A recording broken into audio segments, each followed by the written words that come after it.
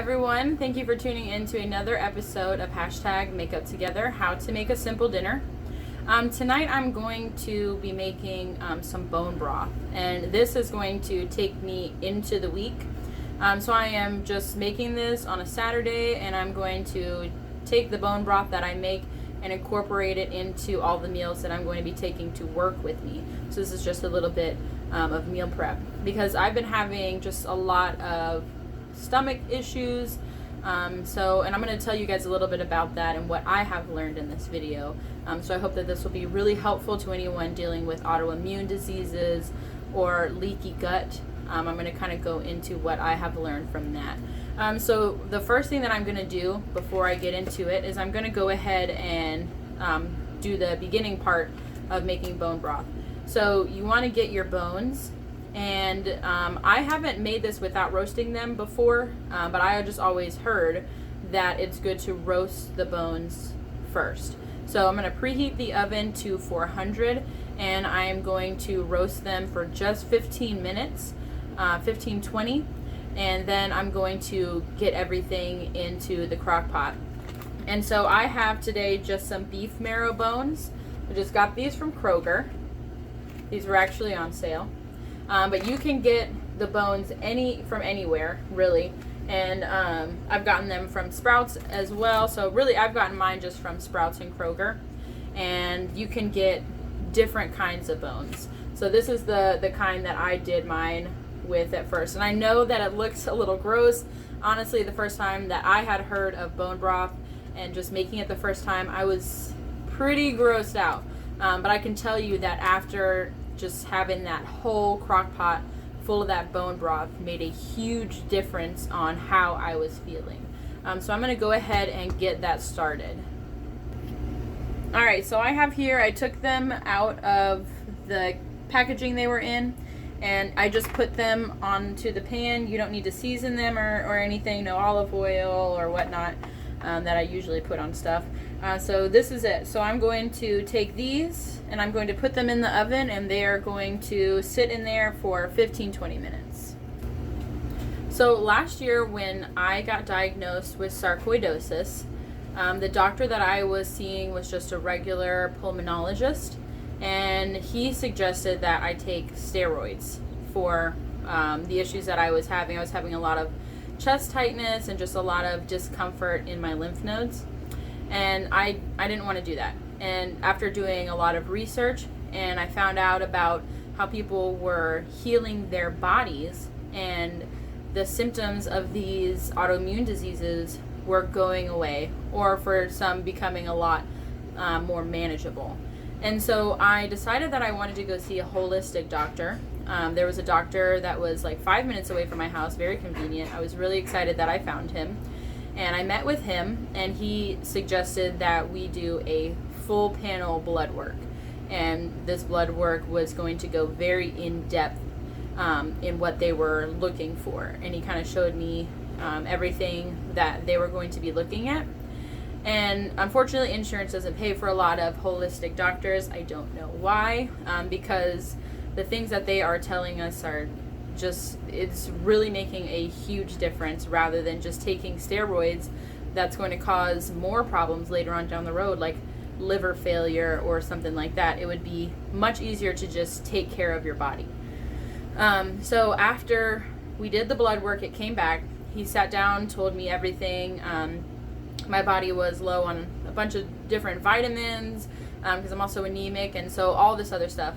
And one thing that he told me is that he could tell that there were food proteins in my blood. And I was like, well, how does that happen?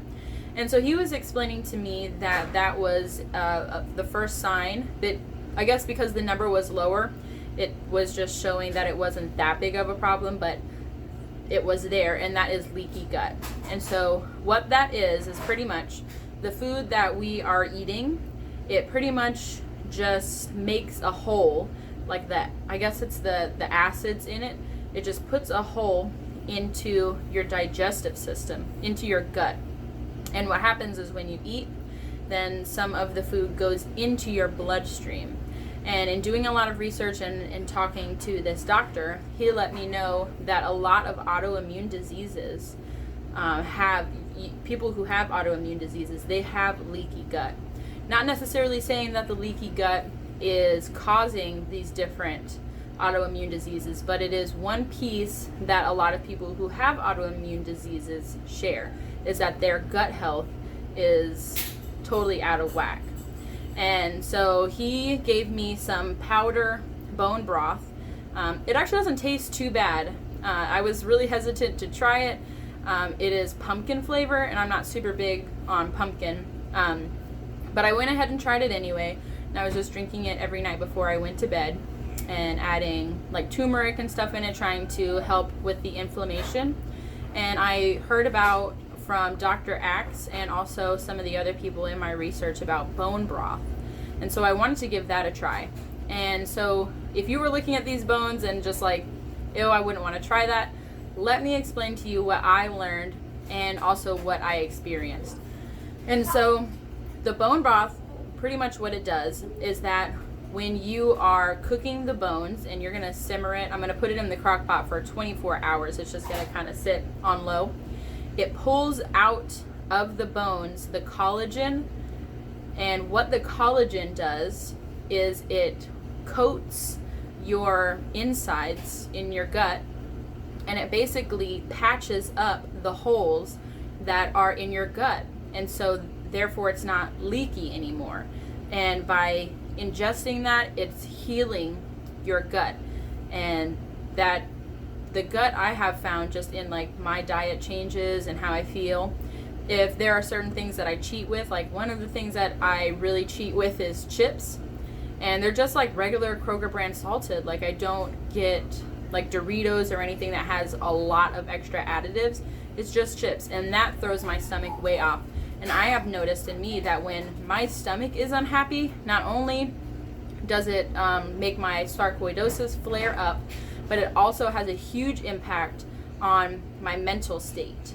Like I have really bad anxiety and fear that comes on when my gut health is not healthy. And I also did some research with that there is also a brain gut link that the doctors are beginning to realize, that your gut health is also affecting people's mental health, which I found really interesting. And I'll talk about that also when I do a little bit more research on it. But I can definitely attest to the fact that when my gut was healthier, I had a lot less anxiety issues. And I refuse to take any medication for anxiety, depression, anything like that. I'm going to heal the root cause before I go take medication. Because I believe that this food that we have, it's a source of healing for our bodies. And so that's kind of why I got into making the bone broth. And so I've made it 2 other times. And I've noticed that when I make it and I eat it, then I feel a lot better. And sometimes I'm just really lazy when it comes to making these things, and I have to make that change in my life. But when I make the effort and I don't have moments where I just feel like cheating. I mean, you're gonna have moments like that anyways, so don't beat yourself up if you're like, okay, I really just want like a bowl of chips. And also having, portion control is also a big part of that.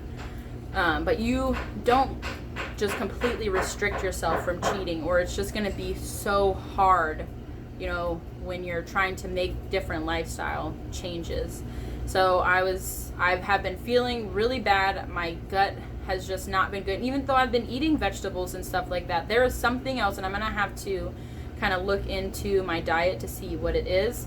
Unfortunately, I heard cheese causes some gut health issues, and I really hope that's not the case for me, because I love cheese. I literally put it on everything.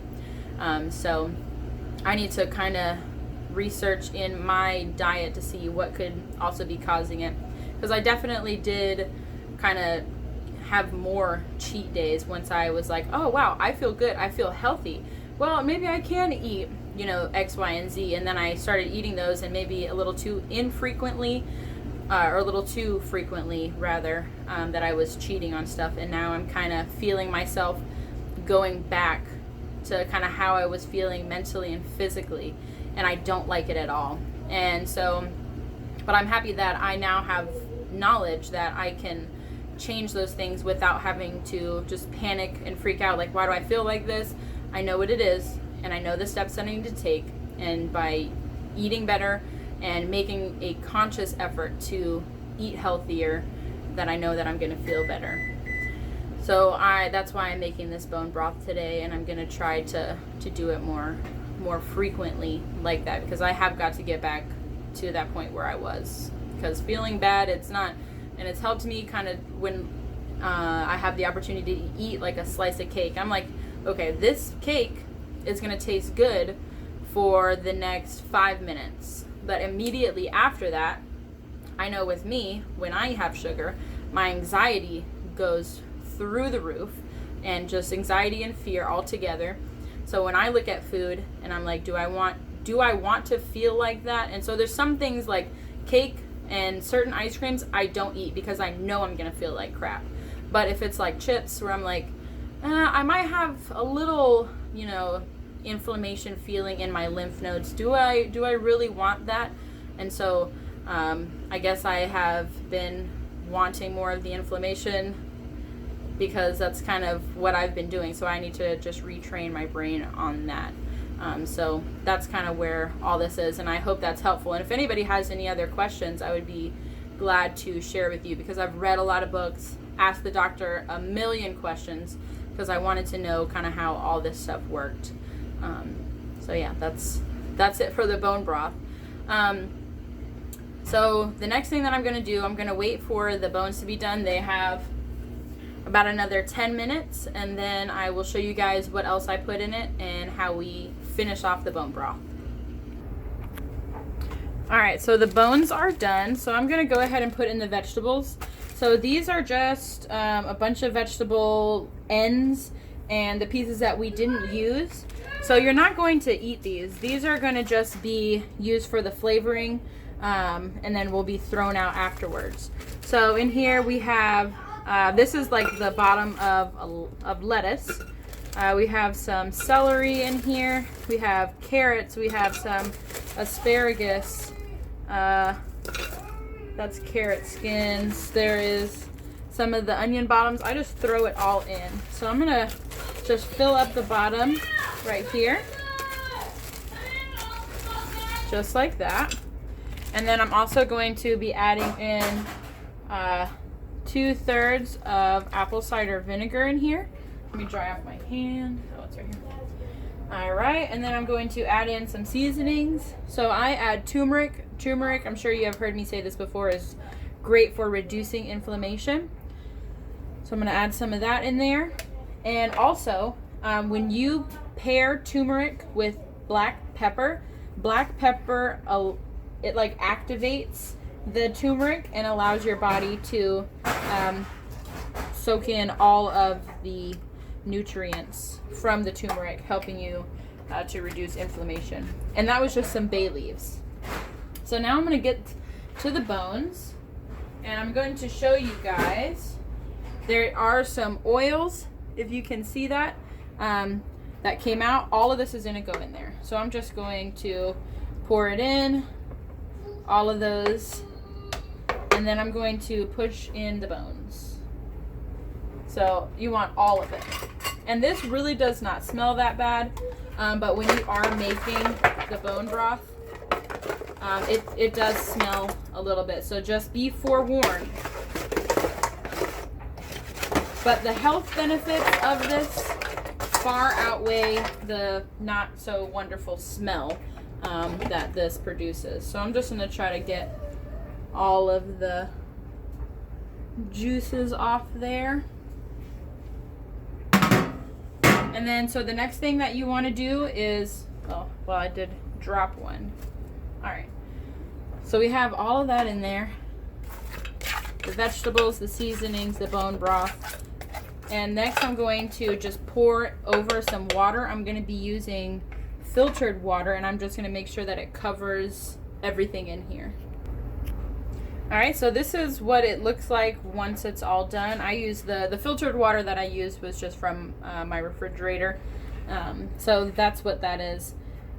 So that's it. That's all that I'm gonna add in here. And so I'm just going to put the lid on this, and then this is going to cook on low for 12 hours.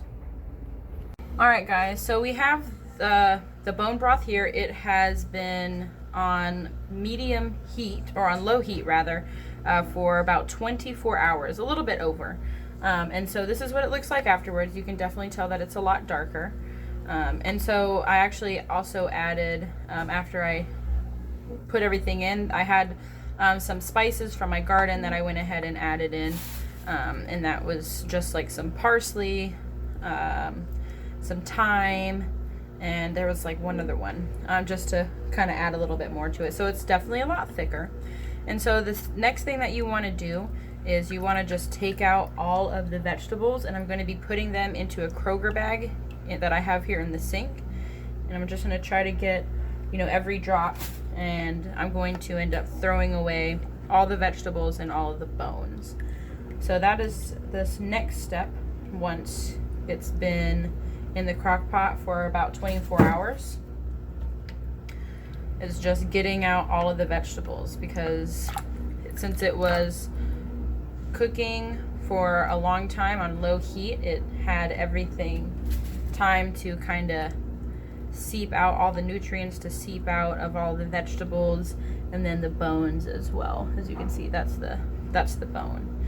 So that is what I'm doing now, and then I'll show you guys what we do with it after that. So I took everything out, and what I'm left with is just the broth, and there's some spices floating in there, but that's fine. So the next thing that I'm going to do is I'm going to be transferring this into mason jars. And if you don't have mason jars, that's fine. This is just what I have. So I have 4 of these. I'm not quite sure if it'll fill all of them up, but pretty close. And I'm just going to use my funnel here to kind of put it in. And then I'm going to put these into the refrigerator, and I'm going to wait for, I'm going to leave them in overnight, and then the fat is going to collect on the top. And then after that, we'll spoon out the fat, and then they'll be ready to eat. So let's go ahead and fill these up. So I just have a ladle, and I'm just going to try to get it in the jar without making a mess. So that's it. I'm just gonna fill these up and then stick them in the refrigerator. So I was able to fill up 3 jars, and so what I'm gonna do is just put the lid on these, and then we're gonna put them into the refrigerator, and we will see what they look like tomorrow. So the jars have been in the refrigerator for 24 hours. As you can see, the fat came up to the top. And so what we're going to do next is that we're just going to take that fat layer off and put it in the sink. And it's very orange or yellowy. This one probably looks a little bit more yellowy because I put the turmeric in it. So depending on what spices you put in, it might look a little different. But you're not going to use that part. We're just going to take it out and put it in a bag. So I'm going to grab a bag really quick. Alright, so I got the bag. We're just going to make sure it's one without a hole. And then you'll just kind of try different ways to get this out. If some of the fat is still in there, it's fine. It's not going to kill you or anything. We just take it out. So I just broke it in half with my knife, and I'm going to pull it out. You can see how nice and thick it is. I'm going to throw it in the bag and then try to get this lump out. A little bit of fishing here, and I'm just going to throw that away. I don't use that. I don't use this fat for anything. So I'm going to pull it out. That's what it looks like. Just that fat layer that congealed at the top. And then this bone broth is ready to go. And so you can put this in soup. You can put this as just like, you can put it in vegetables. It doesn't necessarily have to be a soup. So just whatever you want to put it in. I'm going to be making some lentil soup that I'm going to be adding this into. And it's not even going to have like a really strong taste to it. Or it's not going to add anything that's like crazy tasting is what I mean. So this is the more tedious part of this, is just getting getting all of the fat, congealed fat out. And you can also, I've put the entire crock pot in the refrigerator before, and it makes it a little bit easier to get this fat off. I just didn't have room in my refrigerator this time. So, but it comes out pretty easily. And if you have some, like I said before, just floating around in the jar, it's okay. So that's what we got. Well, thanks for watching that video for the bone broth. I hope that it's helpful. Once again, if you guys have any questions or comments, please let me know. I'd be glad to let you know more information. And I'm going to be doing a lot more recipes with the bone broth now that I have it, so be sure to look out for those. And I'll see you guys next time. Bye.